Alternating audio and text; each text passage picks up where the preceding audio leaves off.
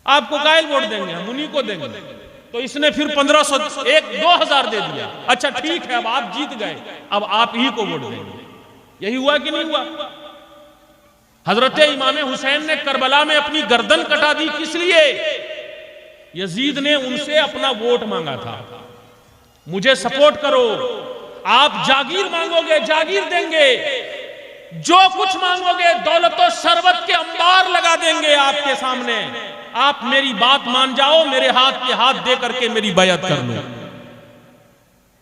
इमाम हुसैन रज़ी अल्लाह ताला अन्हु ने यजीद की इस फरमाइश को ठुकरा दिया। आज हम अपने ईमान को 2-500 में बेच रहे हैं ना, इमाम हुसैन के सामने 2-500 नहीं, जागीरें पेश की गई थी। आपको जागीरें चाहिए, जागीरें देंगे, पूरी जिंदगी ऐशो आराम की जिंदगी देंगे, जितनी दौलत चाहिए वो आप कह दें उतना हम आपके घर पहुंचा देंगे। इमाम हुसैन ने सबको ठोकर मार दिया और यजीद के हाथ पर हाथ नहीं दिया, और हम सबको जो गुलामाने हुसैन है उनको ये सबक पढ़ा दिया कि कभी भी तुम्हारी जिंदगी में ऐसा लम्हा आए तो तुम गलती के साथ ना रहना, उसे ठोकर मार देना, तुम्हें अपनी गर्दन भी कटानी पड़े तो कटा करके हुसैनी बन जाना। कल अगर मर के हम इमाम हुसैन के सामने गए मैदाने महशर में, इमाम हुसैन रज़ी अल्लाह ताला अन्हु से सिफारिश के तलबगार हुए कि हुजूर हम आपके नाना के कलमा गो हैं, आप हमारी सिफारिश करके जन्नत अता फरमा दें, तो इमाम हुसैन हमसे तो जरूर पूछेंगे कि तू है? हम बोलेंगे हुसैनी है। इमाम हुसैन कहेंगे मेरा मिशन ये था कि कभी भी गलत आदमी का सपोर्ट न करना, चाहे उसके लिए गर्दन कटानी पड़े। क्या तूने इस पर अमल किया था? तो हम क्या कहेंगे? हम कहेंगे हुजूर यही तो हमसे नहीं हो सका, हमने तो 500 रुपया में अपना वोट ऐसे आदमी को दे दिया था जो हमारे इस्लाम के लिए भी नुकसानदेह था, हमारे मुसलमानों के लिए भी नुकसानदेह था। हमने जमीन फरोशी में कोई कसर नहीं उठा रखी। ये आज हमारी हालत हो गई है, और ये बात जो भी बोलेगा वो आपकी नजरों का कांटा बन जाएगा, वो आपका दुश्मन बन जाएगा। किसी को अच्छा लगेगा, किसी को बुरा लगेगा। और आज के इस जमाने में जिसको किसी की बात बुरी लग गई तो वो सिर्फ बुरी नहीं लगती है, वो नहा धो करके घर से कफन बांध के सर पे निकलता है कि अब तो हम पूरी जिंदगी उसकी दुश्मनी ही में गुजार देंगे। क्यों? इसलिए कि उसने सही रास्ता हमको जो दिखा दिया। अल्लाह ताला ऐसे मुसलमानों को सब समझ अता फरमाए और हम सबको सही राह पर चलने की तौफीक अता फरमाए। हमारे दरमियान आज बड़ी बड़ी हस्तियां जलवा फरमा हैं, बस बहुत जल्द मिंबर नूर पर वो तशरीफ ले आएंगे, आप उनसे खिताब समाअत करेंगे। मैं इंशाअल्लाहुल अज़ीज़ जब मन करेगा तब आकर के आपको सुना दिया करूंगा। लेकिन ये आखिरी बात मैं अर्ज कर रहा हूँ, मेरे भाइयों, इस्लाम इतना आसान नहीं है कि बस हम सिर्फ पैदा हो गए मुसलमान के घर और हमने अपना नाम मुसलमानी नाम रख लिया तो फिर इसी से हम कामयाब हो जाएंगे और जन्नत हमें मिल जाएगी। नहीं, इस्लाम में कुछ उसूल और ज़ाब्ते हैं और उस उसूल और ज़ाब्ते के तहत हमें अपनी ज़िंदगी गुजारनी होगी। मैं गुजारिश करूंगा हर गांव के जितने भी मस्जिद कमेटी के लोग हैं, यहां से ये आवाज दूर दूर तक पहुंच जानी चाहिए। आप हजरात पहुंचा देंगे इंशाअल्लाह। जो भी मस्जिद कमेटी है वो इमाम के साथ मिल बैठ करके अगर ये प्लानिंग कर ले कि गांव में जो डीजे साउंड लाएगा उसके घर इमाम साहब निकाह पढ़ाने नहीं जाएंगे। किसी की जुर्रत है जो डीजे बजा ले या डीजे बजा के निकाह कर ले कि दूल्हा दुल्हन को बैठा देंगे सामने और डीजे बजा देंगे, 10 मिनट निकाह हो जाएगा? ऐसा है क्या? काजी साहब की जरूरत तो हर हाल में पड़ेगी, चाहे एक नहीं 100 डीजे लगा दे फिर भी काजी साहब की जरूरत पड़ेगी। तो अगर काजी साहब को टाइट कर दें मस्जिद कमेटी, खाली काजी साहब, लोग कहते हैं ना कि मौलाना लोग चाह लेंगे तो सब ठीक हो जाएगा। मौलाना लोग चाह लेने से क्या होता है बताइए? अभी मौलाना साहब चाह लेंगे कि नहीं पढ़ाऊंगा, आप कहिएगा अच्छा आप इतने हो गए ताकतवर के नहीं पढ़ाइएगा, तनख्वाह हम देंगे, और आप कहिएगा नहीं पढ़ाऊंगा, चलिए जाइए यहाँ से। उनको भगा के दूसरा इमाम रखिएगा और फिर जो मन में आए वो उनसे करवाइएगा। तो आपको भी टाइट होना जरूरी है, मस्जिद कमेटी भी। और ये याद रखिए, अगर आप ये सोचते हैं कि जो कर रहा है वो अपना समझेगा, वो अपना जवाब देगा, तो बिल्कुल गलत आप समझ रहे हैं। हदीस शरीफ में मेरे आका ने फरमाया है, मन रआ मिनकुम मुनकरन फलियुगय्यिरहु बियदिही, अगर तुम में से कोई बुराई होता हुआ देखे तो उसके ऊपर ये लाजिम है, जरूरी है कि अपने हाथ से उसको रोके। वो इल्लम यस्तती फबिलिसानिही, और अगर हाथ से रोकने की ताकत नहीं है तो जबान से रोकी, और अगर जबान से भी रोकने की ताकत नहीं है फबिक़ल्बिही वज़ालिका अज़अफ़ुल ईमान, तो दिल से बुरा माने, और ये ईमान का सबसे कमजोर हिस्सा है। दिल से बुरा मानने का मतलब यह हुआ कि अगर आप अकेले हो गए, गांव में कोई आपका सपोर्ट करने वाला नहीं, सब डीजे वाला, एक अकेले आप हैं, तो कम से कम आप उन लोगों से रिश्ता नाता तोड़ लीजिए, उनके उस शादी में खाने के लिए भी मत जाइए जिसमें डीजे लाए। अच्छा, कुछ लोग ये भी बोले कि डीजे बंद उसी वक्त करेंगे जब जहेज बंद कर दोगे, तो डीजे कौन लेकर के जाता है बताइए? लड़का ही वाला ना, और जहेज भी वही ले रहा है, तो ये तो हुई जबरदस्ती की बात ना। जहेज भी वही लेगा, और उसी जहेज के पैसे से डीजे भी ले जाएगा, और उसी पैसे से पटाखे भी खरीदेगा, और ले जाकर के आपके कलेजे पे रख के फोड़ेगा। आप ही का पैसा आपके पास ले जाकर के फुटाएगा ताकि आपको दर्द लगे, आपको समझ में आए कि समधी मैंने जो चुना है बड़ा जल्लाद टाइप का समधी लाया है। इस टाइप से ये हरकतें हो रही है। मेरे भाइयों, आप हजरात से गुजारिश करूंगा, आप लोग इन चीजों पर कंट्रोल करने की कोशिश करें, और कम से कम बुरा को बुरा कहें, जो गलत हो रहा है उसको गलत कहें, उस पर कदगन लगाएं, उंगली उठाएं, जबान खोलें, नहीं तो फिर हम अपनी सारी तारीखें भुला देंगे, अपना वजूद भुला देंगे, और हमारा नामो निशान इस सफाई इस हस्ती से मिट जाएगा। ये बातें जो कम वक्त में मैंने कोशिश की है आपके दरमियान में रखने की, अल्लाह से दुआ करते हैं परवरदिगार आलम हमारे ज़हन व फिक्र में इन बातों को उतार दे और समझ की तौफीक अता फरमाए। इस तरह की बड़ी बड़ी बुराइयां जिसकी वजह से मुसलमान नहीं बल्कि इस्लाम बदनाम हो रहा है, हमारे कैरेक्टर और किरदार की वजह से बहुत शादियां ऐसी मैंने देखी, जरा भी कहीं से नहीं लगा कि ये मुसलमान के घर की शादी है। अच्छा, गाना भी आजकल पता नहीं कहां कहां से आया है, ला हौला वला कुव्वत, ऐसे बदतमीज गाने बजाए जाते हैं कि अच्छा शर्म भी नहीं आती। जवान जवान बेटियां घर में हैं, जवान माँ मौजूद है, बहन मौजूद है, सबके सामने में नंगा नंगा गाना बजाया जा रहा है, और बेटा बाप पान खा खा करके टोकरा रहा है, मस्ती में गाना बज रहा है, शादी हो रही है। कोई मस्जिद की महफिल थोड़ू ना है, खुशी की महफिल है। तो क्या मतलब, खुशी की महफिल है तो आप शुक्र बेमहार की तरह जो चाहेंगे वो करेंगे? नहीं, इस्लाम का ये तरीका नहीं कि आप खुशी में आए तो जब चाहे तो बेमहार हो जाए, बेलगाम हो जाए, जो मन में आए करे। नहीं, इस्लाम ने हर वक्त के लिए एक दायरा मुतय्यन कर दिया। खुश हो तब भी आपको जायज तरीके से ही अपनी खुशी का इजहार करना है, आप गमी में रहें तब भी जायज तरीके से ही अपने गम का इजहार करना है। आज शरीयत के दामन से बाहर कभी भी निकल नहीं सकते, और अगर निकलते हैं जबरदस्ती तो आप मुसलमान बस वही गोश्त खाने वाले मुसलमान हैं। अल्लाह ताला हम सबको तौफीक अता फरमाए। इस पर आवाज उठाई गई तो एक आदमी ने सवाल कर दिया कि अच्छा एक बात बताइए, रंग लगाना जायज, रंग लगाना ही हराम है या रंग लगाना जायज है? मैं आपको बता दूं, मुसलमानों को कोई भी रंग इस टाइप से खेलना कभी भी जायज नहीं है, हराम है। क्यों? इसलिए कि हदीस शरीफ में आया है, मन तशब्बहा बिकौमिन फहुवा मिनहुम, जो जिस कौम की मुशाबहत इख्तियार करे वो उसी में से है। अल्लाह ताला हम सबको हिदायत नसीब फरमाए। व आखिरु दावाना अनिल हम्द।